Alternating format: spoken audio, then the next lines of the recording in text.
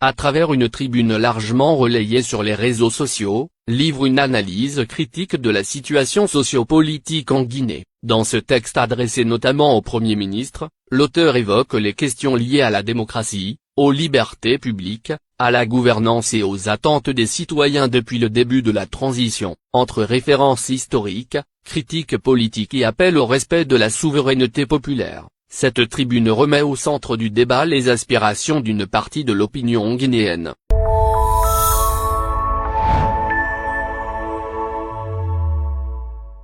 Dans sa tribune, Souleymane Souza Konaté affirme que la paix ne se décrète pas et le développement ne s'improvise pas. Selon lui, le chef du gouvernement chercherait à convaincre l'opinion publique que les autorités de la transition œuvrent pour la concorde nationale, alors que, d'après ses propos, les libertés fondamentales et la souveraineté populaire continueraient d'être bafouées. L'auteur rappelle également les engagements pris après les événements du 5 septembre 2021. Il estime que les attentes des Guinéens ne se limitaient pas uniquement à la construction d'infrastructures, mais portaient surtout sur la restauration des libertés, de la dignité et de la démocratie. Pour étayer son argumentation, il évoque plusieurs exemples historiques, notamment les régimes en Tunisie et en Libye, affirmant que les réalisations économiques ne suffisent pas à maintenir durablement un pouvoir contesté. Dans son analyse, Souza Konaté revient aussi sur l'histoire politique de la Guinée et cite l'ancien président, rappelant son célèbre slogan « La liberté dans la pauvreté plutôt que la richesse dans l'esclavage ».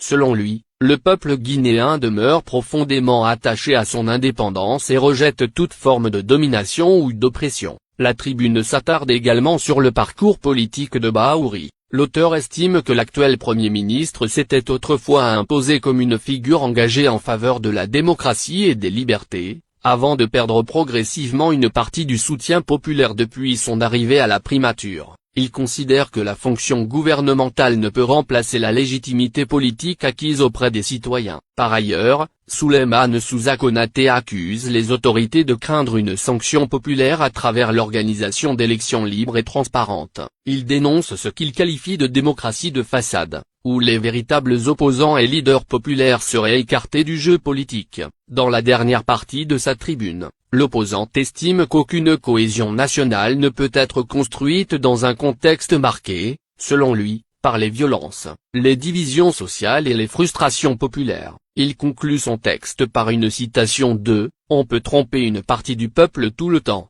et tout le peuple une partie du temps, mais on ne peut pas tromper tout le peuple tout le temps », par Souleymane Souza Konaté.